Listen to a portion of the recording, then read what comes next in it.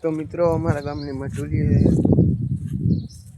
અમે આવી ગયા ત્યાં આજ છે પૂનમ ને થોડાક હાલવાવાળા વ્યક્તિ જતા હતા, તો એના માટે અમે ચા પાણી ને એવું બધું કર્યું. જે લોકોને બપોરે જમવું હોય તે માટે જમવાનું પણ ચાલુ કરી નાખ્યું છે.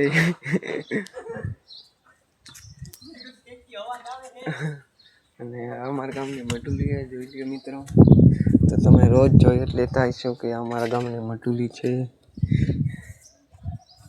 તો આજે ફૂલડા કાઢવાનું કામ ચાલુ છે.